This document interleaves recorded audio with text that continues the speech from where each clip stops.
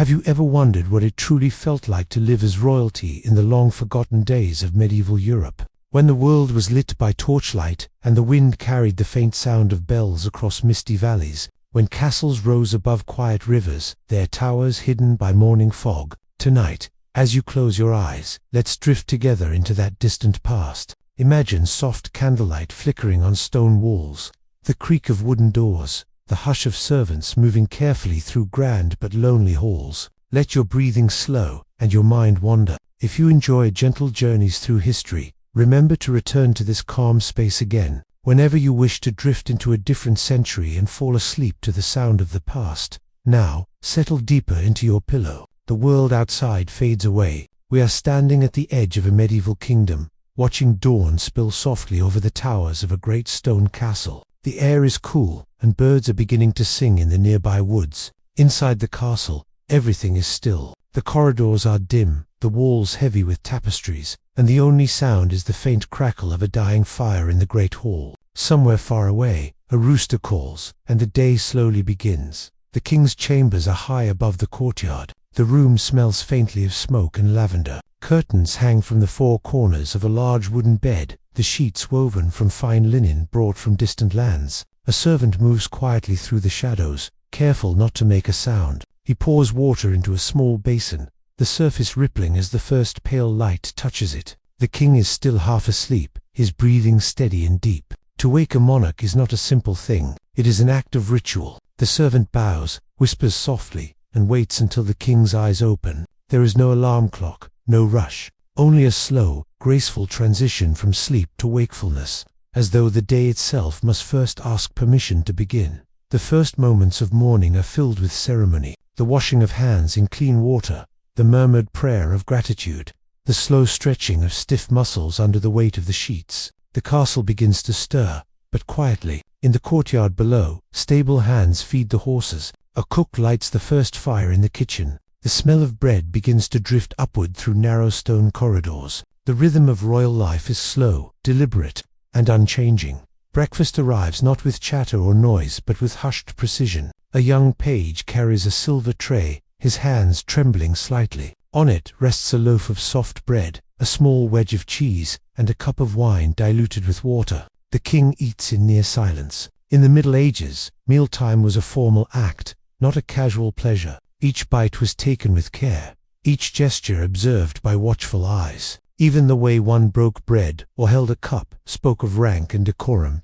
As the meal ends, a priest enters, offering a short blessing. The day ahead will be filled with decisions, letters, and ceremonies. But for now, the king sits quietly, gazing out through the narrow window slits. Beyond the walls, mist curls above the fields. Farmers are already at work, tiny figures in the distance. He feels the weight of his crown, even when it isn't on his head. Power, in this world, is not freedom. It is duty, constant, careful, and heavy. The queen's morning begins in another chamber, where sunlight filters through colored glass, painting soft shapes on the walls. Her ladies-in-waiting move around her in graceful silence, brushing her hair, fastening jewels, arranging layers of fabric that flow in shimmering folds of silk and velvet. Dressing is not a simple matter of comfort. It is a statement, each color chosen with purpose, each pattern a reminder of heritage and authority. The gowns are heavy, the laces tight, the jewelry bright. Sometimes it takes more than an hour to prepare for a single appearance, yet no one rushes. The act itself is part of the beauty. In the background, someone plays a quiet tune on a small harp. The notes drift through the room like gentle waves. The queen closes her eyes for a moment, perhaps remembering her childhood, before duty shaped her days. Outside, the gardens glimmer with dew, and the scent of roses floats faintly through the window. The castle, once fully awake, becomes a world unto itself. Every sound echoes softly, the clatter of distant armor, the footsteps of messengers on stone floors, the low hum of voices from servants' quarters. To live here is to exist within a rhythm older than memory. Bells mark the hours, candles measure the passage of time. The pace is unhurried, yet the day never truly stands still. In the great hall, courtiers gather, each in their finest garments. The king enters, and a hush falls. Conversations stop. Every person bows deeply, eyes lowered. The air feels heavy, filled with unspoken rules. Each word, each glance, carries meaning. To smile too much, to frown too quickly, both can be mistakes. The royal court is a theatre, and every participant knows their role. Letters are read aloud, petitions are presented, ambassadors from distant lands wait their turn, bowing low before speaking. The king listens, his face calm and unreadable. Decisions are made slowly, with pauses that stretch long enough for dust to drift through sunbeams. Even disagreement must be wrapped in layers of politeness. To speak too freely could end a career. To remain too silent could be seen as weakness. As the sun climbs higher, the castle grows warmer. The scent of burning wood mixes with the faint sweetness of wine and herbs. In the kitchens below, the cooks are already preparing for the day's feast. Metal pots clang softly, and servants whisper instructions over the rising steam. The rhythm of their work is steady and practiced, a quiet harmony of movement and sound. When evening comes, the world transforms. The torches are lit, and shadows dance across the walls. The great hall glows with golden light, and long tables are laid with gleaming silver dishes. The feast begins with ceremony. Musicians strike up gentle melodies. A herald announces the arrival of each course as though introducing honored guests. Servants carry trays of roasted meat, sweet pastries, fruits from distant lands, and goblets filled with spiced wine. To modern eyes, it might seem like abundance beyond measure, yet much of it is show a performance of power more than a meal of pleasure. A roasted peacock might be displayed with its feathers reattached, a symbol of wealth and beauty. The king touches the first dish, signaling that all may eat. Conversation flows slowly, always polite, always careful. Laughter, when it comes, feels rehearsed. But beneath the formality, there are moments of humanity. A glance between two friends, a small smile shared in secret, a musician catching the queen's eye as a familiar tune begins. These tiny sparks of warmth flicker briefly, then disappear back into the flow of ceremony. When the feast finally ends, the air is heavy with the scent of wax and smoke. Servants move quietly to clear the tables. Bowls of rosewater are brought out so that guests may wash their hands, and soft cloths are offered for drying. Prayers are murmured in gratitude, and one by one, the courtiers retreat into the quiet corridors. The great hall falls still once more. Only the faint crackle of the last embers remains. In her chambers, the queen sits by a window, gazing at the stars. Her ladies brush her hair again, weaving it into soft braids before bed. The room glows with candlelight. A cat curls up near the hearth, purring gently. The queen's voice, when she speaks, is barely a whisper, perhaps a thought spoken aloud, perhaps a prayer no one will remember. The king, too, prepares for rest. His attendants help him remove the layers of heavy clothing, his armor, his robes, his rings, each piece taken off with quiet reverence. Soon he is dressed simply, a man again, not a symbol. He lies down in the great bed, the sheets cool and clean. The candles are dimmed one by one, until only a single flame remains, trembling in the dark. Even now, he is not alone. A guard stands outside the door. A servant waits in the shadows. The stillness of the night is thick, yet every sound carries. The hoot of an owl, the faint rustle of wind through the ivy, the drip of water somewhere deep within the walls. These sounds lull him toward sleep. The same sounds that have echoed through the castle for generations. Sometimes, he dreams of freedom, of walking beyond the gates unseen, of hearing laughter not bound by etiquette, of a life without the crown's invisible weight. But even in dreams, the world of royalty is a cage woven from gold. As the night deepens, the castle breathes. Fires fade, the stars wheel slowly overhead. The guards change their posts in silence. The air grows cooler, filled with the scent of damp stone and wax. In the distance, a wolf howls, its cry echoing across the valley. Yet inside, all is calm. This is how life moves for those who wear crowns, a rhythm both strange and beautiful, full of ceremony and stillness. Every gesture, every hour, wrapped in tradition. A life that appears rich and shining, but one that unfolds like a slow, solemn song. And as you listen, you can almost feel it, the warmth of candlelight, the softness of silk, the faint hum of distant music. You can picture the corridors stretching into shadow, the echo of footsteps long faded, the whisper of the wind through ancient towers. The world of royalty was not always bright or joyful, but it was endlessly intricate, a dream woven through centuries, full of wonder and restraint.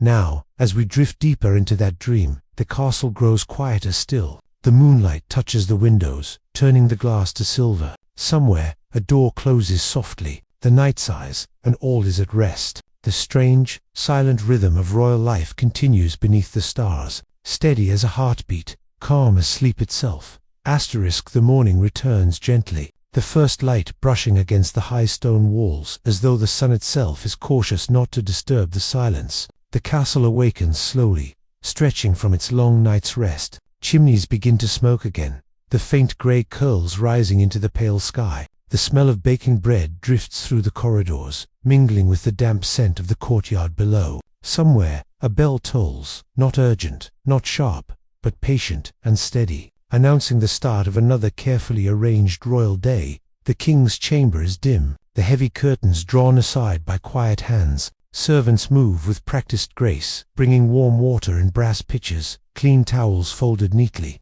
The air still holds the chill of the night, and as the king sits upright, the weight of his crownless head feels different, lighter for a few brief moments. He says little. His attendants bow, wash his hands, and help him dress. Each layer of clothing adds back the burden of his title. Silk, linen, velvet, a sash embroidered with gold. Then the chain of office is placed around his neck, and the familiar heaviness settles in again. In another chamber, the queen begins her own morning in stillness. Her ladies light candles near a polished bronze mirror, its surface slightly rippled. She gazes into it, her reflection soft and uncertain. Behind her, a young girl brushes her long hair, each stroke slow and rhythmic, the sound gentle and repetitive, a whisper of calm amid the day's endless requirements. When her hair is braided and pinned, a veil is placed over it, delicate as mist. The queen closes her eyes briefly, and for that moment, she feels the warmth of sunlight against her face. Life in the medieval court followed a rhythm older than anyone could remember. Morning prayers, council meetings, audiences, hunts, and feasts, the same pattern, day after day, with small variations that marked the passage of time. It was a life where every action was watched and interpreted. Even silence had meaning. In the council chamber, the air smells faintly of ink and wax. Scrolls are unrolled across the table, their edges curling upward. Advisors in long robes speak softly, debating matters of land, alliances, and law. The king listens, his expression calm, but his mind drifts for a moment. Through the narrow window, he can see a patch of sky and, beyond it, the faint outline of distant hills. For an instant, he imagines walking there alone, without guards or ceremony. Then a voice calls his name, and the dream fades like smoke. Below the council room, the castle hums with activity. Servants polish the floors, carry trays, mend clothing, and fetch water from the well. The rhythm of their footsteps creates a quiet pattern, a heartbeat beneath the grandeur. These people move unseen, yet they are the true breath of the place, the invisible hands that keep the royal world from falling still. They rise before dawn, sleep after midnight, and rarely speak above a whisper. And though their names are seldom recorded, the castle remembers them, in the wear of the stairs, in the shine of a doorknob, in the faint smell of soap and sweat that lingers behind tapestries. The midday sun glows through stained glass, scattering colors across the stone floors. In the chapel, priests chant softly, their voices blending into a single, floating sound. The king kneels, the queen beside him, heads bowed in reverence. Incense drifts through the air, curling into delicate ribbons of smoke. The sound of prayer fills every corner, echoing off walls built for eternity. This is the heartbeat of their rule, faith woven into stone, ritual into breath. After prayers, a light meal is served, fruit preserved in honey, soft bread still warm from the oven, a touch of cheese, and watered wine. The room is bright, filled with the hum of distant conversation. A breeze stirs the curtains. The queen listens as her ladies tell small stories of a new colt born in the stables, of a musician who arrived with songs from a faraway land. The sound of their laughter is like the faint chiming of bells, a rare melody in the weight of palace life. Sometimes, in the quiet of afternoon, the queen walks through the gardens. The paths are lined with hedges cut into perfect shapes, and the air is full of bees and the scent of rosemary. She walks slowly, her shoes brushing against the gravel. A small dog follows close behind, its paws silent on the path. In the distance, she hears water trickling from a fountain, a gentle, endless murmur that blends with the whisper of leaves. These gardens are her refuge, a space where she can breathe without being watched too closely. The plants have names she knows by heart, each chosen for meaning. Roses for love, lilies for purity, ivy for loyalty. She pauses beside a small marble bench, sits down, and watches a bird hop through the grass. For a few moments, she forgets everything, her crown, her duties, the eyes that always follow. There is only the sound of the wind and the slow rhythm of her heartbeat. The stillness feels almost sacred. Inside the castle, the afternoon light shifts to gold. The king meets with his falconer in the courtyard. The birds, sleek and sharp-eyed, sit perched on gloved hands, feathers gleaming in the sun. One is released, soaring upward with a rush of wings. It circles above the fields, distant and free, and for a moment the king watches with quiet envy. The bird moves where it pleases, untethered, while he stands grounded, surrounded by obligation. Yet he smiles faintly, because even this brief illusion of freedom feels precious. Later, the royal children play under the watchful eyes of their tutors. Their laughter echoes through the halls, bright, pure, and unguarded. The youngest chases a wooden hoop across the courtyard, while an older one recites lines of Latin to a patient teacher. Their world is smaller, yet already shaped by destiny. They are being trained not to be themselves, but to become symbols, just like their parents. And still, in the spaces between lessons, they find joy in a secret hiding spot, in a pet's affection, in the simple game of rolling marbles on stone floors. Childhood, even in a palace, is a fragile, fleeting grace. As evening approaches, preparations begin for the next meal. Torches are lit along the walls, their flames dancing. Servants set long tables with care, polishing every cup and knife until it gleams. Outside, the sky deepens into shades of violet and grey. The first stars appear, faint and distant. The great hall fills once again with the sounds of string instruments tuning, soft murmurs of anticipation, the crackle of fire in the great hearth. The scent of roasted meat drifts through the air, mingling with herbs and honey. Guests arrive, their footsteps echoing as they bow and take their places. The feast begins with grace, spoken by the chaplain, his voice calm and steady. Then the music swells, and dishes are brought forth, each one an artwork of its own.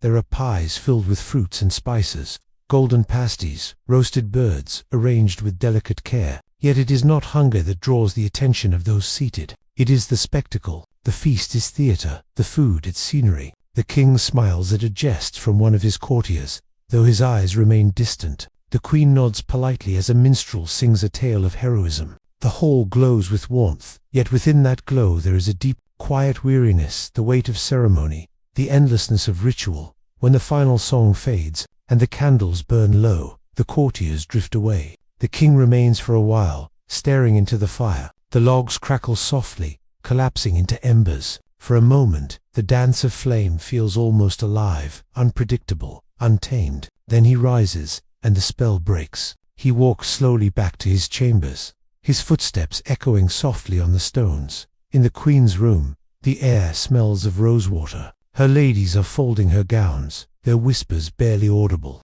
A small harp plays in the background, a melody so gentle it feels like a sigh. The queen sits by the window, watching the moonlight spill across the floor. She thinks of her children, now asleep. She thinks of the life she once imagined, a life full of freedom and laughter, and wonders if that dream ever belonged to her at all. The night deepens, the castle grows still again. Guards move silently along the walls, their armor faintly clinking with each step. In the stables, horses shift and snort softly in their sleep. The torches burn low, their light flickering like tired eyes.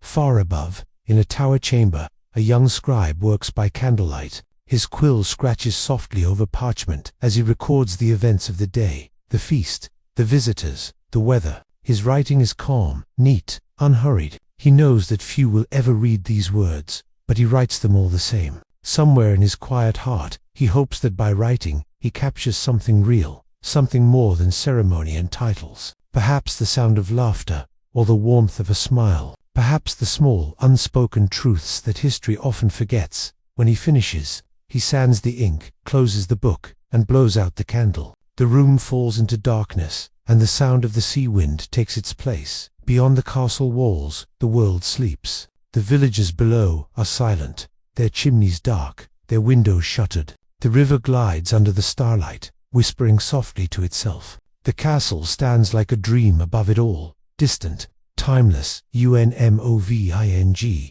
And inside, amid the stone and silk, amid the gold and silence, the royals sleep as well. Their dreams are full of faces and places blurred by memory, echoes of laughter, fragments of prayers. The crown, for a few brief hours, no longer presses against their thoughts. The night holds them gently, and the world is still.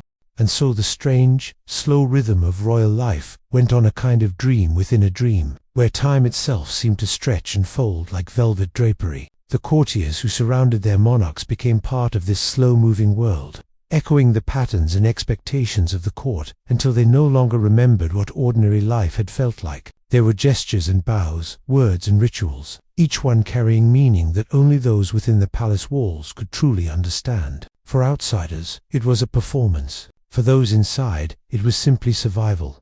Each day began with sound, the faint rattle of keys, the rustle of heavy curtains being drawn back, the murmur of servants speaking in low tones as they prepared to wake their king or queen. The royal bedchamber was not a place of privacy, but of ceremony. The moment the monarch stirred, attendants hurried forward with warm water for washing, fine linens for drying, and long robes embroidered with delicate gold thread. Every movement, from rising out of bed to placing a crown upon the head, had its own order, its own quiet importance. The strange thing was how ordinary all of this could feel to those who lived it. Imagine a life where even the act of stretching one's arms after sleep must be witnessed by a dozen people, where every sigh might be taken as a signal, and every pause in speech could alter the mood of the entire court. Royalty in the Middle Ages were not merely people, they were symbols in motion, always being watched, always being interpreted. Outside the palace, the day would unfold differently. The bells of the town would ring, signaling prayers or market hours, but inside the castle, time moved according to the pulse of one person, the sovereign. Meals were served when the monarch was ready, hunts began when they gave the word, and no one sat at the long wooden tables until they did. This power, quiet and absolute, shaped everything around it. Yet beneath this power, there was loneliness too. Few kings or queens truly had friends. They had advisors, flatterers, and rivals. They had family, though even that could be uncertain, for royal bloodlines often ran tangled with suspicion and ambition. Brothers might see each other as threats, and even a beloved son could become a danger if he appeared too eager to inherit. Imagine the strange quiet of a royal evening. The torches burned low along the stone corridors, the scent of wax and smoke hanging in the air. From far below might come the muffled laughter of guards sharing a drink, or the distant sound of horses in the stables. But in the royal apartments, the air was still. A queen might sit before her mirror, a single candle illuminating her reflection. Her gown would rustle faintly as she breathed. Perhaps she would think of the letters sent that day, or the rumors whispered about her. Perhaps she would think of nothing at all, only the slow rhythm of her heartbeat and the endless cycle of ceremony waiting again tomorrow. In such moments, one might sense how heavy crowns could truly be, not in their gold or jewels, but in the silence they carried, the silence of duty, of endless watchfulness. To be royal was to be trapped within layers of expectation, always performing, never fully seen. Even joy had to be measured, for a monarch laughing too freely might seem foolish, while one too stern could appear cruel. So most learned to move carefully between the two, mastering the art of being mysterious. The rituals of cleanliness were among the strangest. Though castles were grand, they were rarely as clean as one might imagine. The great stone walls trapped damp air. The rushes on the floors were sprinkled with herbs to mask unpleasant smells, and fresh straw was added often, though not always enough. Bathing was not daily, it was an event. Warm water would be carried in by servants, poured into a large wooden tub lined with cloth. Sometimes scented oils or rose petals were added, turning the bath into a small moment of luxury. A royal bath might take place in a chamber guarded by screens, attended by trusted servants who would bring towels and fine linens. Even then, it was not truly private. Those of high rank could not be left alone. Every action had witnesses, and every witness might someday tell a story. So the act of bathing, simple, human, became something slow and ceremonial, a moment where the weight of rank pressed even more tightly upon the skin. Outside, the world of the court continued its dance. Messengers arrived with scrolls sealed in wax, their horses still steaming from the long ride. Musicians tuned their instruments in the hall, preparing to play for the evening's meal. In a far corner of the castle, scribes bent over parchment, their quills scratching steadily in the dim light. The scent of ink mixed with candle wax, creating a fragrance that seemed to define the quiet work of the royal household. As night deepened, the king or queen might dine surrounded by nobles. The table would gleam with silver and gold, and great platters of food would be carried in roasted meats, fruits preserved in honey, loaves of bread still warm from the ovens. But what seems like abundance was often more for show than for taste. Many dishes went untouched, for eating too much could appear greedy, and leaving food was a sign of wealth. The meal was another performance, a reflection of status. Conversation at the royal table was gentle, careful. No one spoke too loudly or too long.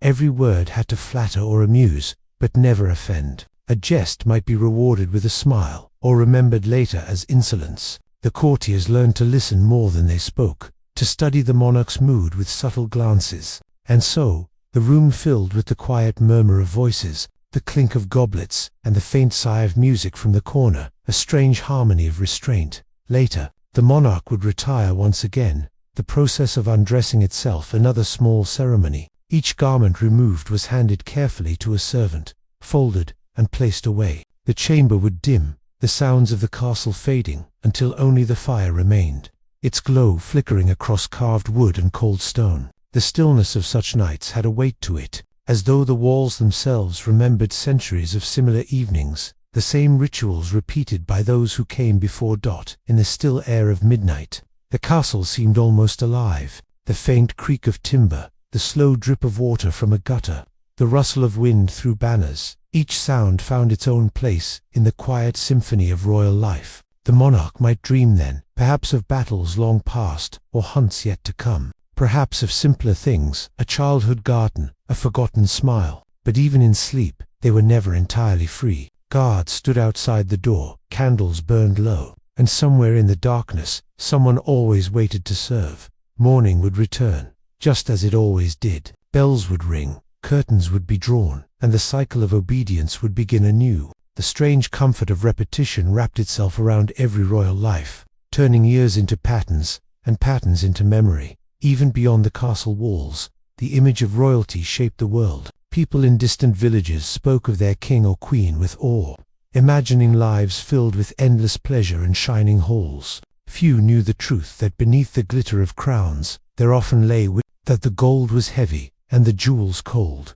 Yet this illusion was powerful, and perhaps necessary. It gave people something to believe in, a symbol of order in a world of uncertainty. The king might be far away, but his face on a coin or his name in a prayer reminded the people that someone, somewhere, ruled over them. It was a comfort, even if distant, and it kept the fragile balance of medieval life from slipping into chaos. Sometimes, though, the line between myth and reality blurred. Stories of royal miracles or curses spread like whispers through the land. A king's illness might be seen as a sign from God, or a queen's beauty as proof of divine favor. The truth mattered less than the tale itself, and so legends began to cling to every crown, shaping how people remembered their rulers long after they were gone. And still, the strange rituals continued, each generation adding its own peculiar customs. There were nights of endless feasting, when music echoed through the halls until dawn. There were solemn fasts, when laughter was forbidden and the court spoke only in hushed tones.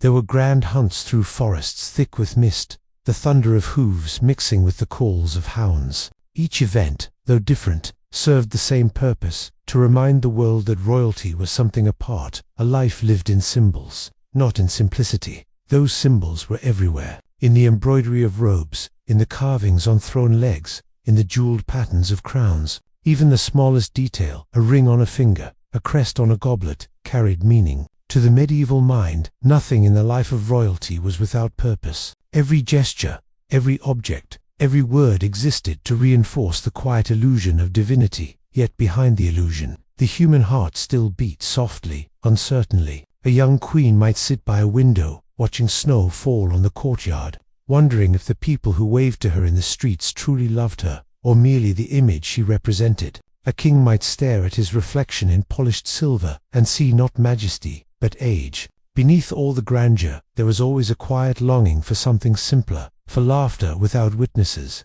for a walk without guards, for sleep without ceremony. And perhaps, in that longing, they were not so different from anyone else. And so the days of the royal household drifted onward, like the turning of a great and ancient clock. Each moment followed another, in quiet precision, the ringing of bells, the rustle of robes, the murmur of attendants waiting for their monarch's next word. Life inside the castle walls seemed removed from the outside world, as though time itself moved differently there. What was a season to a farmer was merely a handful of ceremonies to a king or queen, one harvest festival, one midwinter feast, one spring procession through the gardens. Within those walls, the seasons changed softly. In winter, fires burned all day, their glow reflecting off tapestries that softened the chill of stone. The courtiers dressed in heavy velvet, fur-lined cloaks trailing behind them as they walked through smoky halls. In spring, sunlight filtered through tall windows, dust swirling in slow golden spirals. The air smelled faintly of herbs and beeswax, and even the echoes seemed gentler. It was a world of careful calm, a world where beauty was crafted, contained, and endlessly maintained. The royal gardens were among the few places where the illusion of freedom could be found. Enclosed by high walls, they stretched out like small, private worlds, filled with fountains, carved stone benches, and paths lined with blooming lavender. There, away from the constant eyes of the court, a queen might walk slowly, listening to the trickle of water and the soft flutter of doves. Servants followed at a respectful distance, ready with parasols or refreshments. But for a few brief moments, she could almost pretend she was alone. Some monarchs found peace among the gardens. They studied rare plants, collected strange flowers from distant lands, and ordered gardeners to grow fruits out of season, just to marvel at the miracle of it. In those gardens, time became slower still, and the worries of court, the petitions, the rumors, the endless need to appear serene could fade for a while. Yet even in such peace, the mind was never fully free.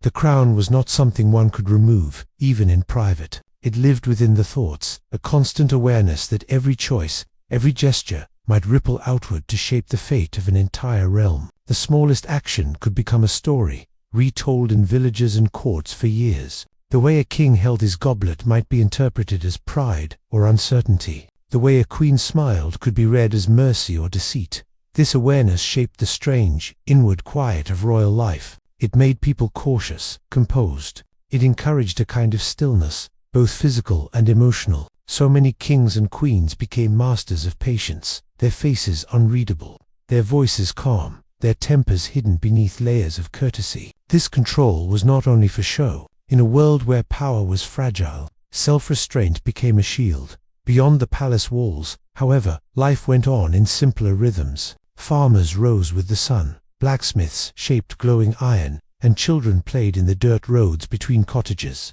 They might never see their monarch in person, yet their lives were touched by the decisions made in those quiet chambers far away. A new tax, a declaration of war, a marriage alliance, each was felt like a ripple moving through a vast and silent lake. Inside the castle, the daily routines never stopped. After the morning rituals and councils, there were petitions to hear. Nobles came forward with requests for land, for pardon, for favor. The monarch listened with the same steady gaze, weighing every word. Sometimes decisions came swiftly, sometimes they lingered for days, tangled in thought. It was said that the best rulers were those who appeared both merciful and unshakable, calm as marble, yet quietly human beneath the surface. To maintain such a balance required endless effort, and so, many nights were spent not in revelry, but in quiet writing, letters sealed in wax, orders written in careful script, thoughts recorded for the future. The quill's slow scratch became the sound of power,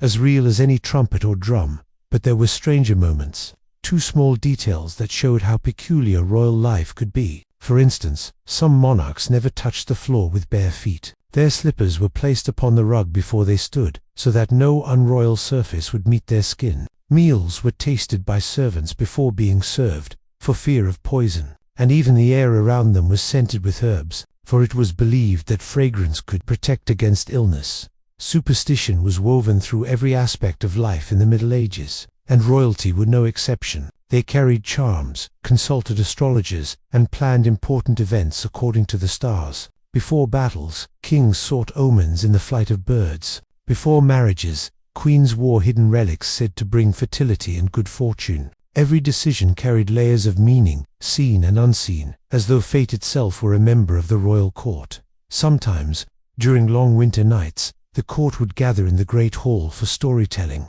The fire crackled, and shadows danced upon the walls as minstrels recited tales of old, of brave knights, of saints, of ghosts, said to wander the moors. The monarch would listen, eyes half closed, a faint smile resting upon their lips. These stories were more than entertainment. They were reminders of the fragile thread that connected every ruler to the mysterious past. And while the nobles laughed and drank, the servants watched quietly from the edges of the room, moving like ghosts themselves, refilling goblets, clearing plates, stoking fires. The servants knew more than anyone, for they saw what others did not. They were present for the small, human moments, the quiet sighs, the private glances, the lonely silences that filled the spaces between ceremony. Their world overlapped with royalty, but only in the faintest way, like two reflections on the same still pond.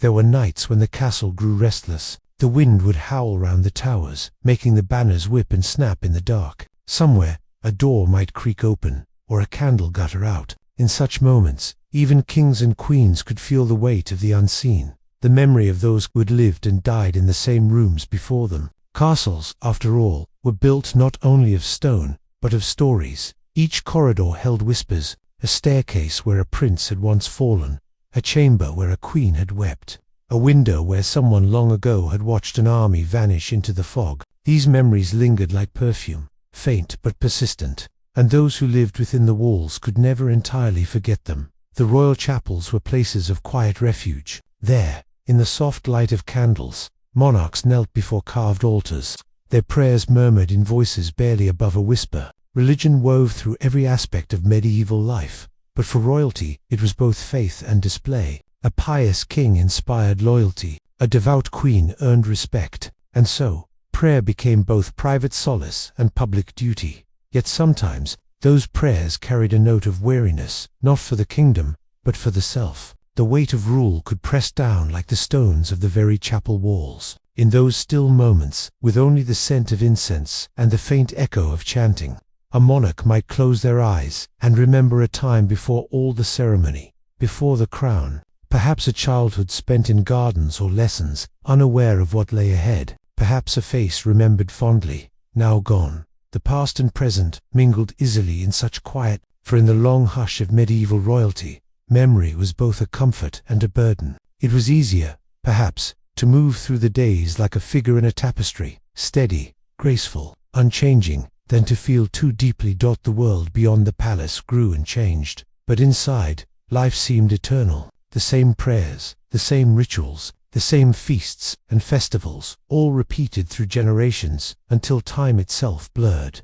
And yet, within that endless rhythm, there were small moments of beauty. A child's laughter echoing in the corridor, the first note of a harp drifting across a still courtyard, the soft warmth of sunlight through stained glass, turning the stone floor into a river of color. It was these gentle, fleeting things that gave life to the stillness, reminders that even within the weight of tradition, humanity quietly persisted. And so, as the moon moved across the night sky, the royal castle slept again. Guards paced along the ramparts, their armor glinting faintly. The torches flickered. Somewhere, in the highest chamber, the monarch dreamed, not of war or politics, but of a simpler world. A world beyond duty, beyond crowns. A world of silence, peace, and rest. The soft rhythm of royal life continued, always the same, always familiar, as though time itself were too polite to move too quickly within palace walls. Yet among the many rituals and duties, there lay one of the strangest and most delicate parts of all. The matter of love. For royalty, love was rarely free. It was measured, arranged, and weighed like treasure on a scale. Marriage was not a joining of hearts, but of lands and bloodlines. It was a negotiation spoken in silken words, decided in candlelit councils, rather than whispered in gardens. A prince might grow up knowing that his future bride was someone he had never met. A princess might hear her betrothal announced before she was old enough to understand what it meant. Across distant courts, letters were exchanged, portraits painted, and alliances formed through the joining of hands that would never have met otherwise. When the day of marriage came, the ceremony was full of splendor, golden robes, shining crowns, solemn blessings spoken by priests beneath high vaulted ceilings, but behind the grandeur there was often quiet uncertainty. The young couple might glance at each other, strangers beneath heavy garments, smiling because the world expected it. The music played, the banners waved, and history recorded the moment as joy. Yet in truth, it was the beginning of another performance, another role to be lived within the theatre of the crown. Still, love had a way of seeping through even the thickest walls of duty. There were monarchs who found genuine affection within arranged unions, slow, patient companionship that grew like ivy around stone, shared moments at twilight, a kind word exchanged over dinner, the warmth of understanding that did not need to be spoken aloud. Such bonds, when they formed, brought a kind of peace to royal life, as if within all the ceremony there existed a small, secret humanity. But just as often, love appeared where it should not, among the courtiers, among the musicians, among those who served quietly in the background. In the soft rhythm of everyday life, eyes met across rooms, glances lingered, hearts stirred despite every rule. And though these quiet affections were dangerous, they were also inevitable. The castle was full of beauty, and beauty long confined will always seek connection. Whispers traveled quickly in such a place. A queen's smile, a night's long gaze, a letter exchanged under torchlight. Each small act could ignite an entire storm of rumor. Some of these stories were true, most were not, but all carried power. A jealous rival might use them to destroy a reputation. A friend might hide them to protect what little happiness could be found. In this way, even love became political, a secret currency traded in sighs and silences. There were those who gave up on love entirely. For them, life became a pattern of polite distance, a king and queen sitting side by side at banquets, but speaking little when the guests had gone. The court poets would still write of devotion and eternal union, but behind the verses lay emptiness. Duty could bind people together, but it could not warm the heart. And so, many royal souls learned to hide their loneliness behind perfect smiles. Yet sometimes, loneliness itself became a kind of quiet companion. In the long evenings, a monarch might sit by the fire, reading by the dim light of candles. The words on the parchment offered escape, histories, romances, scriptures, all whispering of worlds beyond the one they knew. Perhaps they envied those stories, or perhaps they found peace in them, for in those pages at least, they could imagine a life unbound by obligation. There was a strange tenderness in how these rulers tried to find small moments of softness in their lives. Some kept pets, small dogs, birds, or even exotic animals, sent as gifts from distant lands. These creatures became sources of genuine affection, living beings who asked for nothing but care. In an existence where every human interaction was calculated, the simple loyalty of an animal was a rare and soothing comfort. Others found solace in music. A single harpist, playing in the stillness of night, could turn the vast hall into something intimate and warm. The notes drifted upward, mingling with the flicker of torches, wrapping around the listeners like silk. It was in those moments that the tension of the day seemed to ease, not vanish, but loosen its grip just enough to allow the heart to breathe. Even the coldest kings and queens had moments when the weight of their crowns felt lighter. Perhaps during a festival when laughter filled the air and the barriers between ruler and people seemed to blur, if only for an instant. Or while watching children play in the courtyard, their joy so natural that even the most solemn faces softened. These were fleeting things, but they mattered. They reminded the rulers that beneath all the formality, they were still human. Of course, love in the medieval world was bound by superstition as much as by law. People believed that charms could win affection, that certain herbs could stir passion or devotion. Small tokens, ribbons, rings, or locks of hair were treasured as symbols of attachment. Within the walls of the castle, such trinkets might be hidden away in secret drawers, tokens exchanged quietly between those who dared to feel. Each held both joy and danger, for to be discovered could mean disgrace or worse. The stories of royal affairs became part of the fabric of court. Life tales whispered in corridors long after the people themselves were gone. Some ended in tragedy, others in quiet survival. There were queens accused of betrayal, kings haunted by jealousy, lovers separated by power. Yet beneath the gossip, there was something deeply human, the simple desire to be seen, to be understood. Even in a world where every glance might be judged, and though much of royal love was hidden behind veils of secrecy, art and song gave it form. Troubadours composed verses that hinted at forbidden romances. their words cloaked in metaphor so that truth and fiction became indistinguishable. Painters, too, captured quiet tenderness in gestures, a hand brushing against another, a glance that lingered a moment too long. These small signs became the language of the heart in a place where open affection was forbidden. Beyond love, companionship itself was rare. Many monarchs trusted few people completely. A single misstep could mean betrayal, and so trust became precious, fragile as glass. There were advisors and favorites, but even these relationships carried tension. A friend who grew too close might be seen as a threat. A servant who knew too much might vanish quietly, replaced without explanation. In this way, even friendship was bound by caution. Yet sometimes, within the stillness of a late evening, a monarch might share a quiet conversation with someone they truly trusted, an old servant, a chaplain, a childhood companion who had known them before the weight of rule. In those moments, laughter might return, soft and genuine, echoing faintly through the chamber before fading into the calm of night. Royal children grew up watching all of this. They saw the layers of formality, the masks of courtesy, the delicate dance of power. They learned early that every gesture carried meaning, that words could build or destroy. Yet they also saw glimpses of tenderness, a mother's hand resting gently on a shoulder, a father's quiet pride during a ceremony. These small moments became their understanding of love, measured, careful, precious.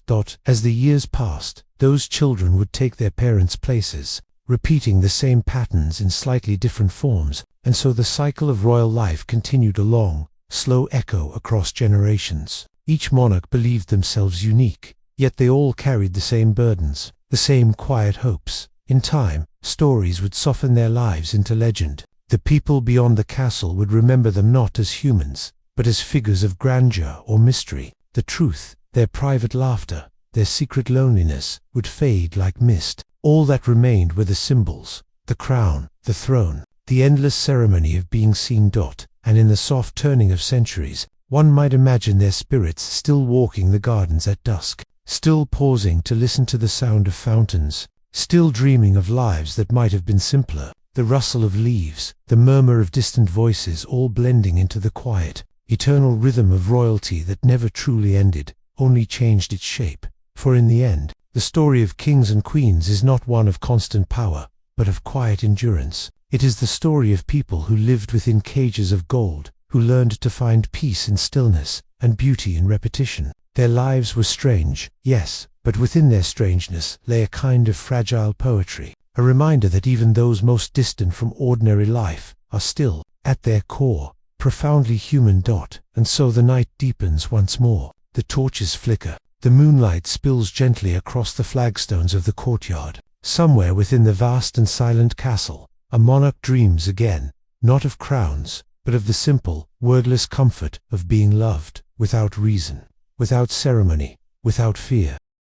And so, as the centuries drifted onward, the slow rhythm of royal existence continued to unfold like a candle flickering against a long medieval night. The royal family, though shrouded in privilege and power, lived within a pattern of endless ceremony and quiet constraint. Every day was designed to uphold the illusion of divine perfection. Yet behind the curtain of gold-threaded draperies lay ordinary lives filled with small anxieties, peculiar habits, and lonely hearts. Imagine the king again, sitting in his private chamber just before dawn. The heavy scent of beeswax and damp stone mingles in the air. A single flame trembles on the tip of a candle, casting moving shapes upon the carved walls. Servants stand silently nearby, awaiting the slightest gesture of command. They have already prepared his robe for the morning audience, brushed smooth and sprinkled with crushed herbs to hide the faint odor of age. The king does not speak yet. He stares into the flame, watching the wax slowly melt down its slender column.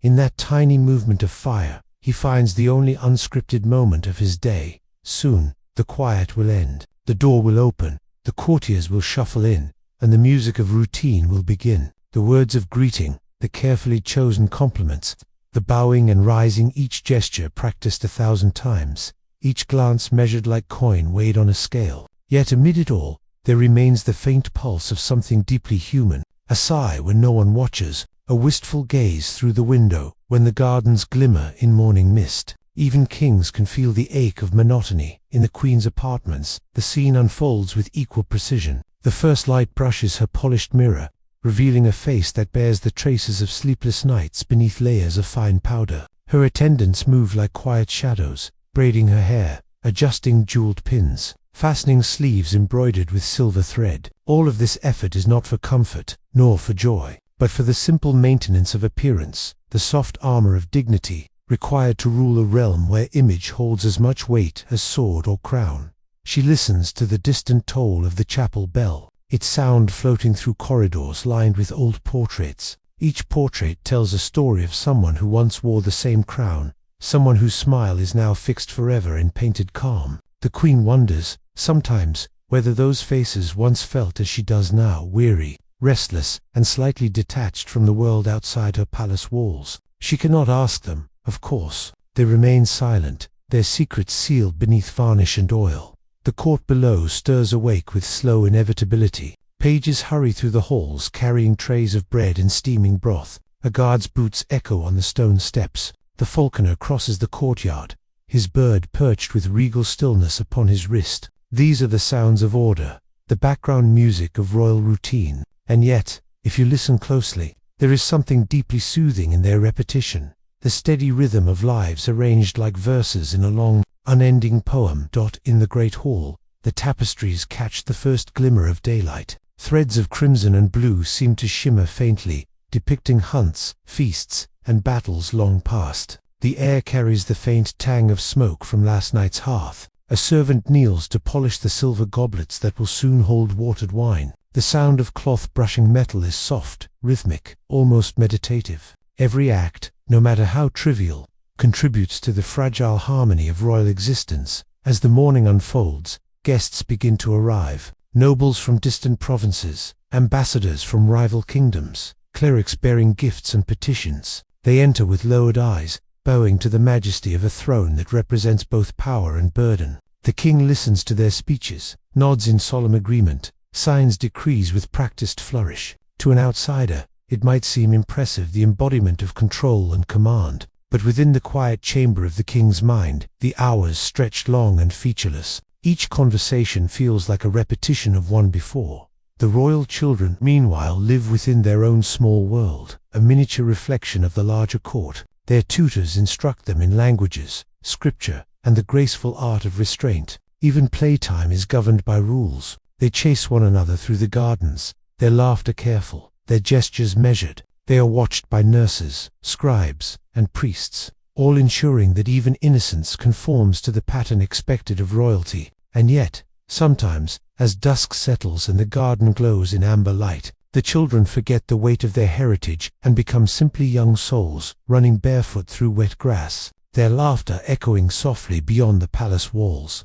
Night returns slowly, as if reluctant to disturb the stillness. Candles flicker in long corridors. The sound of distant prayer hums through the chapel. Somewhere in the upper rooms, the queen writes a letter she will never send, a quiet reflection addressed to no one, sealed and placed in a small box among ribbons and faded flowers. The words speak of longing, of peace, of memories that do not fit within the gilded rhythm of royal life. Beyond the walls, the world moves on. Farmers return from their fields, washing their hands in the stream. Bells ring from the village church. Smoke curls upward from humble cottages. To them, the palace is a dream, a faraway vision of splendor. But within that dream, the royals themselves dream of something simpler, something they have never truly known. And so the pattern repeats, day by day, century by century. Generations pass, each new ruler born into a script already written. The clothing changes, the music softens or brightens with time, but the essence remains. Royal life is a theater of patience. Its beauty lies not in action, but in stillness, in the quiet endurance of duty, in the slow dance of tradition unfolding like the pages of a heavy book. You might imagine, late at night, when the halls are empty and the fires burn low, that the palace itself breathes. The stone walls hold whispers of every conversation ever spoken. The air remembers the scent of long-extinguished candles. Even the floors, polished smooth by centuries of careful footsteps, seem to hum with quiet memory. There is comfort in that persistence, a reminder that everything in history, even grandeur, fades gently into calm.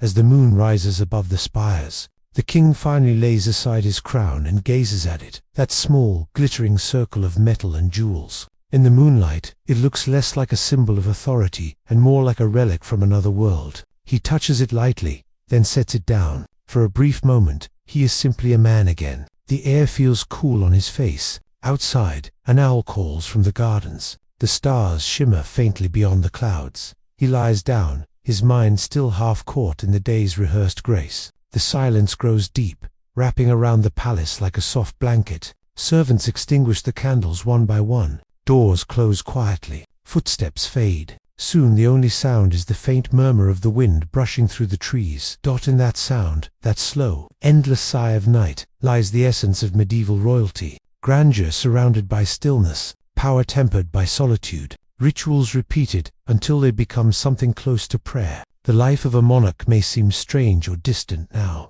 yet in these quiet hours it feels almost familiar, because it is, at its heart, a story of people simply trying to find peace within the limits of their world. Time moves on, and the palace breathes again, awaiting the dawn. The candles will be lit once more, the robes laid out, the attendants summoned, the same motions, the same words, the same steady rhythm of existence. And though the centuries will change the faces and the language, the strange, serene pattern of royal life will always return slow, deliberate, and endlessly human. The corridors of the old palace seemed to breathe with age. Each time a door opened, the faint scent of wax and damp stone drifted through the air, mingling with the perfume of dried lavender kept in little cloth pouches along the walls. The same passageways had carried the soft shuffle of thousands of footsteps over the centuries, servants moving silently, courtiers whispering their plans, kings and queens pacing in quiet thought. Even when no one walked them, the halls still seemed to hum, filled with echoes of vanished voices down in the kitchens. The rhythm of nightly preparation continued, just as it had for generations. The cooks worked by the warm glow of the hearth, stirring slow stews and baking the dense loaves that would feed the castle at dawn. The air shimmered with the smell of smoke, herbs, and baked wheat. One could almost taste the calm repetition in the way wooden spoons moved through thick pots. The cooks rarely spoke. They knew their tasks by memory, by the music of habit. Their faces were lit by orange firelight, their minds already softened by fatigue. Somewhere in the distance, a rooster crowed too early, and the sound drew a quiet laugh from the youngest kitchen maid above them. In chambers high enough to catch the faint silver of the moon, the queen sat near her window. The sky outside was calm, the clouds drawn thin like threads of silk. She wore a simple robe tonight, not the embroidered gown of ceremony, but a garment of soft linen that rustled only faintly when she moved. In her lap lay an open book, its pages yellowed and fragile. She traced a line of faded script with her fingertip, not reading, only following the motion, as if it could carry her somewhere.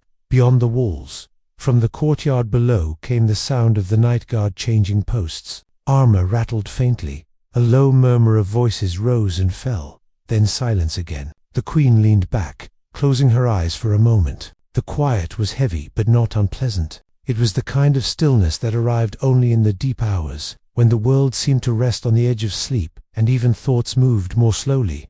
Across the castle, the king too sat awake. His desk was covered in scrolls and wax seals, but he was not reading. A single candle burned beside him, its light soft and golden. He held a small wooden box in his hand, a box carved long ago by an artisan whose name no one remembered. Inside were a few worn trinkets, a dried flower, a ring of twisted silver, a folded scrap of parchment with words long faded. He looked at them for a while, then set the box aside. The candle flame wavered in the draught, its glow trembling against the walls like the pulse of a distant memory. Outside the castle walls, the world of common life carried on. In cottages by the river, the peasants slept beside their hearths. Dogs curled near the embers, children dreamed of summer fields, and the river whispered softly against its banks. The same stars that looked down upon the royal towers shone upon their roofs too. In that shared light, all divisions of rank disappeared. The universe had no court, no crown, no hierarchy, only endless calm,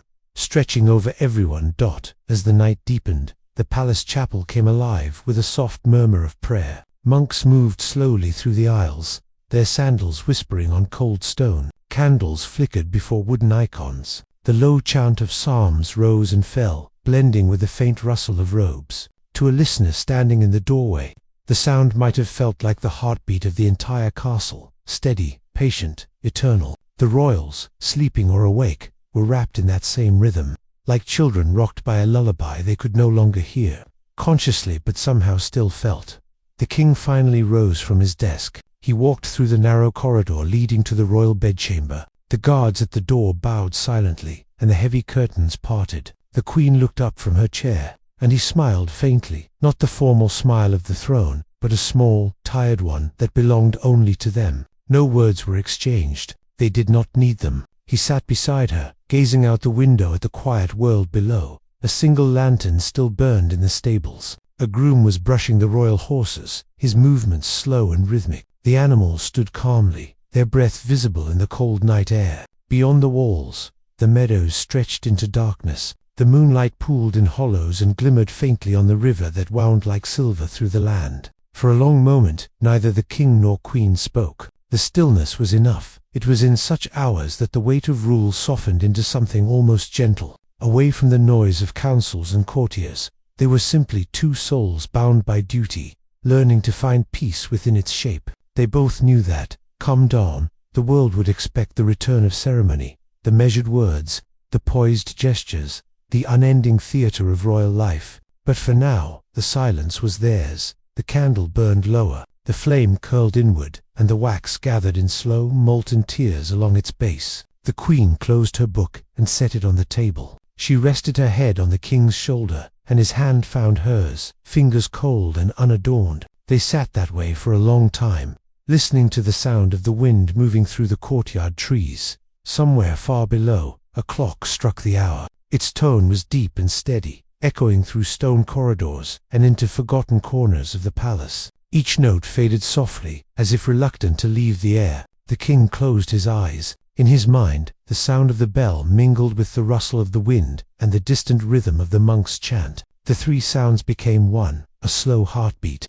timeless and calm. When sleep finally came to the palace, it arrived not as a sudden thing, but as a gradual descent. Torches dimmed, fires sank to embers, voices fell silent one by one. Even the horses in the stables lowered their heads and rested. Only the guards on the outer walls remained awake, their forms outlined faintly against the pale moonlight. The world seemed to hold its breath. The royal couple slept at last, their dreams filled not with grandeur or power, but with images of small peace, a walk through the garden at spring, the laughter of their children, the sound of rain against the windows. These were the treasures they could never display, but cherished in the quiet rooms of their minds. And outside, the night continued, patient and wide, covering all things in its gentle dark. The wind brushed through the trees again, carrying with it the soft fragrance of wet leaves and distant fields. Somewhere beyond the horizon, morning waited, but there was no hurry. The stars shimmered faintly, each one like a sigh drifting through endless sky, and the world turned slowly, as if it too were drowsy, half dreaming of peace. Morning arrived softly, without fanfare. The first light came as a pale shimmer on the stone walls, seeping gently through the tall, arched windows. It touched the edges of the tapestries, caught in the dust motes that floated like tiny golden stars, and found its way to the floor where it spread in quiet warmth. The castle was still mostly asleep, breathing in long, peaceful intervals. A single bell rang from the chapel tower, not loud or hurried, but calm, as though it wished to wake the day slowly. Its tone echoed through the halls, passing through empty chambers, gliding over marble and wood. Servants stirred in their rooms below, stretching limbs stiff from rest. Fires were rekindled, and the faint crackle of kindling joined the morning air dot in the royal bedchamber. The queen opened her eyes to the soft gleam of dawn. The curtains moved slightly with the breeze, carrying the scent of cold stone and blooming ivy. For a moment, she lay still, listening to the quiet rhythm of the king's breathing beside her. The peace of the night still lingered, and she wished to hold it just a little longer. That fragile, unspoken stillness that seemed to dissolve as soon as the first sounds of duty awoke. Soon, the soft tap of slippers on the floor announced the arrival of her attendants. They entered with graceful precision, speaking in whispers, drawing open the curtains a little more. The light deepened, casting long golden shapes across the room. The queen sat up slowly, her robe falling around her in loose folds. One of the attendants poured water into a polished basin. and the faint trickle filled the space with its gentle sound. The day began as it always did, slowly, carefully, beautifully. A tray of bread and honey, a small cup of warm milk, a folded parchment of morning petitions. Every action followed a rhythm so familiar it had become a kind of meditation. The attendants moved like dancers who knew their choreography by heart. Outside, the world brightened by degrees, the color of the sky deepening from pearl to soft blue. Elsewhere, the castle's courtyards filled with life. Stable hands led horses into the open, brushing their manes and feeding them from buckets of grain. Gardeners trimmed the hedges, their shears clicking in steady rhythm. Pages hurried between rooms carrying letters sealed in wax, while the smell of baking bread drifted upward from the kitchens. It was the same routine that had unfolded every day for centuries, and yet, within its repetition, there was something profoundly peaceful, a sense that time itself had slowed to match the unhurried pulse of royal life in the great hall. Sunlight began to pour through stained glass, painting the stone floor with colors of ruby and sapphire. The king entered in silence, his robe flowing softly behind him. Courtiers bowed as he passed, their movements as synchronized as the gears of an ancient clock. He offered a nod, neither hurried nor distant, his face calm in the way of someone long accustomed to being observed. The morning council assembled. Documents were read, matters of land and tribute discussed. Voices rose and fell with practiced decorum. The language of power was a quiet one, restrained, deliberate, and filled with pauses. The king listened, his thoughts wandering to the window where swallows darted between the towers, their wings flashing in the light. The beauty of the small things, a bird's flight, a glint of sunlight on metal often spoke louder to him than the careful words of politics. When the council ended, the courtiers dispersed like ripples fading on a pond. The hall grew still again. The king remained for a while, gazing at the patterns of light on the floor. The silence that followed these gatherings was his favorite part of the day. It was in these moments, between duty and solitude, that he felt most human. In the Queen's garden, the air was soft and fragrant. Dew clung to every leaf, and the gentle hum of bees rose from the lavender bushes. She walked slowly along the stone path, her hand trailing lightly over the blossoms. Each flower seemed to bow as she passed. The garden was her refuge, the one place where she could let the world fall away. Here, she could breathe without the weight of crowns or the sound of ceremony. She stopped near a small marble fountain where water flowed endlessly from a carved cherub's mouth. The sound was soothing, constant, like the soft voice of time itself. She sat on a bench beneath an old pear tree, its branches arching protectively overhead. Sunlight filtered through the leaves, scattering small moving patches of gold upon her lap. For a while, she closed her eyes, listening to the whisper of the wind as it moved through the garden. Somewhere beyond the hedges, the faint laughter of children echoed the royal airs, playing with their tutors under the watchful eyes of attendants. The sound made her smile faintly. Life within the castle unfolded as gently as a lullaby. Even its busiest hours carried a softness, a kind of subdued grace. The clang of the blacksmith's hammer from the far courtyard, the murmur of scribes copying texts in the library, the rustle of silk gowns passing through corridors, all these sounds wove together into a single, harmonious tone. As midday approached, sunlight flooded the palace in warm gold. The smell of roasted herbs drifted from the kitchens, mingling with the faint aroma of beeswax and incense. The king dined quietly with his family, speaking little, savoring the quiet instead. Around them, servants moved in near silence, placing dishes of bread, fruit, and meat glazed with honey. The gentle clatter of plates was the only sound that marked the passage of time after the meal.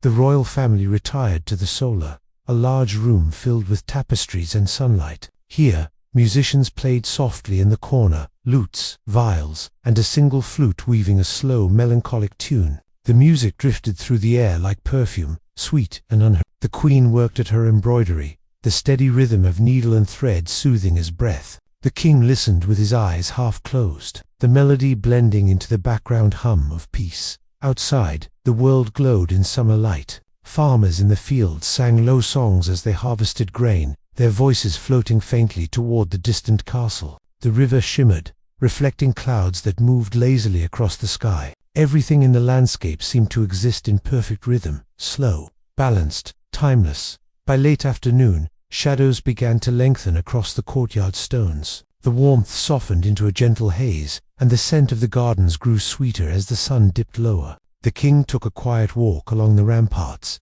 his cloak trailing lightly behind him. From that height, the kingdom stretched outward in calm beauty, forests like oceans of green, villages sleeping beneath curls of chimney smoke, fields rolling into distance. The sight always filled him with a kind of silent humility. So much life, so many stories unfolding beyond his reach. He breathed deeply, the air cool and pure. The queen joined him after a while. Together, they stood watching the horizon. The sky deepened slowly into amber, then rose, then violet. Neither spoke. The day was ending, and with it came a hush that felt almost sacred. When at last they turned to go inside, the first stars had already appeared, faint, trembling lights against the endless dark. Back in the great hall, the candles were lit, one by one. The glow spread gently across the tapestries, making the faces of kings long dead flicker with ghostly warmth. Servants prepared for the evening meal, their movements measured and quiet. Music would play again, soft and slow,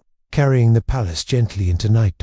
And outside, the world cooled under the weight of twilight. The sounds of the day, the chatter, the clatter, the hum of work faded into stillness. The castle became a silhouette against the dimming sky, its towers like sentinels keeping watch over the sleeping land. Inside, the royal family gathered once more, their words few, their hearts calm. The rhythm of another day had passed, and the pattern would begin again tomorrow. But for now, all was rest, steady, soothing, eternal. Night drifted once more over the kingdom, slow and tender, wrapping the palace in a deep hush. The last light of sunset lingered on the highest tower before fading into blue shadow. Torches were lit along the walls, their flames swaying softly in the evening breeze. From far away, the sound of a nightingale rose, delicate and clear, weaving through the quiet air like a single thread of silver. Inside, the castle moved at a slower rhythm now. Servants spoke in murmurs, carrying lanterns that cast small golden halos upon the stone floors. The corridor smelled faintly of wax, rose oil, and the cool dampness of stone. Somewhere, a musician practiced a slow melody on a lute, a tune so gentle that it seemed to dissolve into the air as soon as it was played. The queen sat by her chamber window once again. The sky was dark velvet, scattered with faint stars. She had removed her jewels, her crown, her rings. Only the simple glimmer of candlelight touched her features. She gazed at the moon's reflection on the garden fountain below. The rippling water broke the image into fragments of light, trembling and reforming as though breathing. She found peace in that motion, the soft, endless pattern of change and return. The king entered quietly, dressed in his robe of deep blue. His steps were slow, his expression calm. He placed a hand on her shoulder, and she looked up with a faint, knowing smile. Neither spoke. Their silence had become its own language over the years, gentle, honest, unburdened by formality. He sat beside her, and together they watched the moon climb higher, its glow washing the courtyard in pale silver. Beyond the palace, the land was vast and still. The forests whispered in the distance, their leaves swaying in unseen patterns. The rivers glimmered faintly, their surfaces broken by the occasional ripple of a fish. Villagers dotted the darkness with tiny orange sparks, the hearths of peasants winding down for the night. From those homes came the scent of smoke, the sound of laughter softening into quiet conversation, and the faint notes of old folk songs drifting upward. It was a kingdom asleep, breathing gently beneath the watchful stars. In the great hall, the fires burned low. The flicker of the flames threw long, slow-moving shadows across the stone pillars. A tapestry stirred slightly in the breeze, its image a hunting scene, almost alive in the dim light. The sound of logs settling in the fire was deep and comforting, like the heartbeat of the old palace itself. A few servants moved through, tidying the tables, extinguishing candles one by one. Soon, only a single torch remained, glowing faintly beside the throne. Somewhere above, a child's soft laughter echoed briefly, one of the young princes or princesses, not yet asleep, whispering to a nursemaid or peeking out from behind bed curtains. The queen could hear it faintly from her chamber, and it drew a gentle smile. The sound was fleeting, light as wind through reeds, but it carried warmth, a reminder that even within the rituals of power and duty, life continued with small, unguarded joys. The king rose and crossed the room to his writing desk. He opened a small journal bound in worn leather. His handwriting was elegant, but slow, each line measured and steady. Tonight's entry was short, a reflection on the quiet beauty of the season. the golden harvest soon to come, and the rare peace that had settled over the land. He paused at the end, dipping the quill once more into the ink, and added a final line, "May this calm endure, if only for a while longer."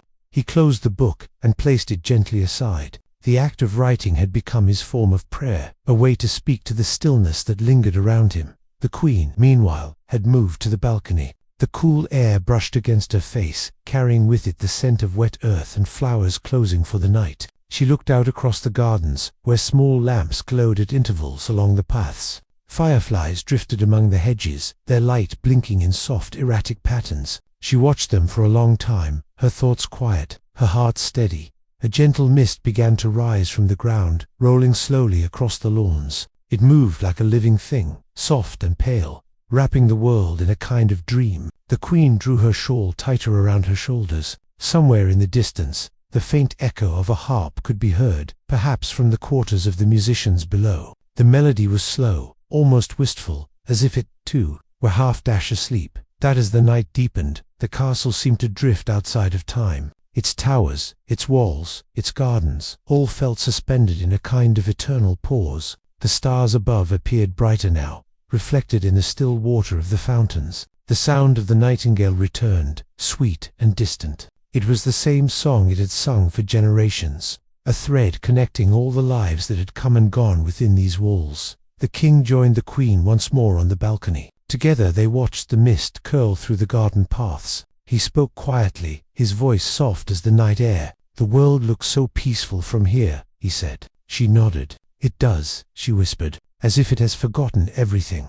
He looked at her for a moment, the candlelight flickering gently across her face. "Do you ever wish you could forget?" Tom asked. She thought about it, her gaze still on the mist. "Not forget," she said finally. "Just rest." They stood there for a while longer, letting the silence fill the space between them. It was a silence that did not need to be broken, a silence that held understanding, acceptance, and the shared weight of years inside.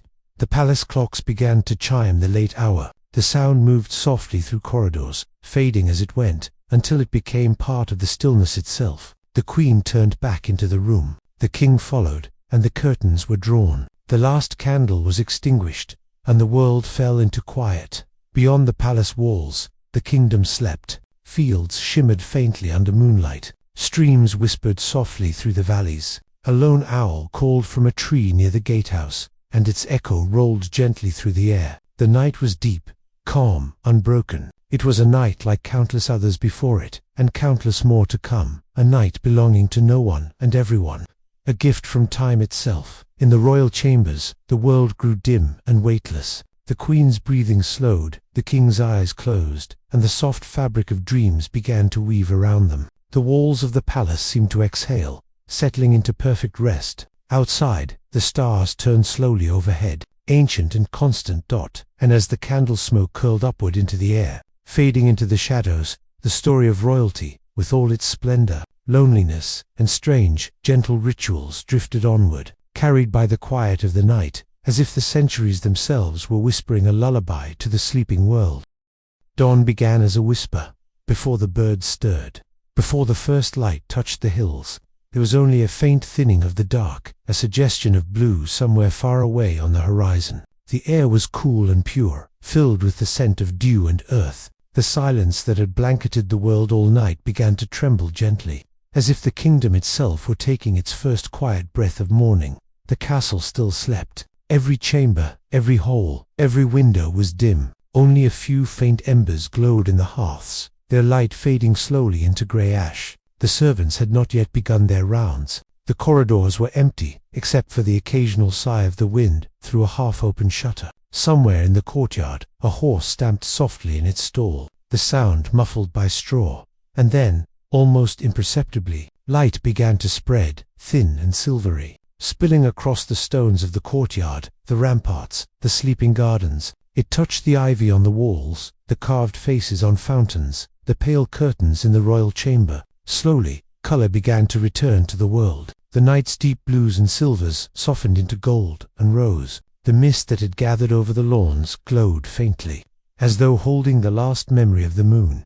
The Queen stirred first. Her eyes opened slowly, adjusting to the pale morning light filtering through the curtains. For a long moment, she simply lay there, still half in dream. The soft sound of a dove cooing nearby drifted through the window. She smiled faintly, the quiet warmth of morning spreading through her. The king awoke soon after, stretching his hand toward the window's edge. He could feel the cool air, smell the faint sweetness of wet leaves. "It's morning already," he murmured, his voice soft. The queen nodded, her gaze still distant. "Yes," she said, "and peaceful." They rose slowly, dressing not in ceremonial robes, but in simple morning garments, soft linen, muted colors. Today there were no public audiences, no processions. The morning was theirs alone. The queen brushed her hair before the small mirror, the light catching in the strands like threads of gold. The king fastened his cloak, the fabric whispering softly as it settled on his shoulders. Together they stepped out onto the balcony once more. The garden below was wrapped in mist and early sunlight. The fountains sparkled faintly, their quiet streams catching the morning glow. Far beyond the castle walls, fields stretched endlessly, green and golden, dotted with the soft white of grazing sheep. Smoke rose gently from the chimneys of distant cottages. The queen rested her hands on the cold stone railing. "Do you ever wonder," she asked softly, "what the world looks like from there, from those small houses, far from here?" The king followed her gaze. "I do," he said. "Sometimes I think their mornings might be simpler, but not so different from ours. The same sun rises for everyone." She smiled at that, her eyes soft with thought. Below, in the village, a farmer led his oxen to the fields. A group of children chased each other down the path toward the river. The faint echo of their laughter rose through the still air. It sounded like life itself, pure and uncomplicated. For a while they stood in silence, watching the day unfold. The first rays of sunlight touched the highest tower, turning its gray stone to pale gold. The air shimmered faintly as the mist began to lift. In that quiet, it was easy to forget the weight of crowns and duties, to simply exist, as two people sharing the same breath of morning. Eventually, the castle stirred to life. Bells rang softly from the chapel tower, calling the priests to prayer. The sound was clear and melodic, echoing across the hills. Servants began their work, opening shutters, lighting fires, preparing bread and honey for the royal table. The day had begun, but the peace of the morning lingered like perfume in the kitchens. Warm light filled the air. Steam rose from kettles. The smell of fresh bread drifted through the halls. The young kitchen maids moved quietly, their aprons dusted with flour. One of them hummed an old lullaby as she worked a tune she had learned from her grandmother, who had once served in the same palace. The melody was slow and comforting, and it seemed to wrap the room in a feeling of home.